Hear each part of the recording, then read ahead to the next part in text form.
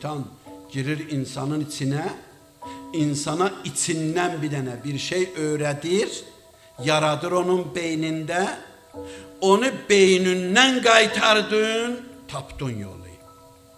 Eğer onu beyninde öldürmedin o sözü, yavaş yavaş dilüve getirdin, buna dedin, ona dedin, yıkıldı evi.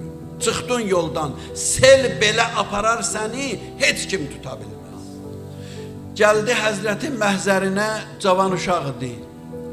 Dedi ki, Yəbnə Rəsulillah, mənim fikrimə pis sözlər gəlir.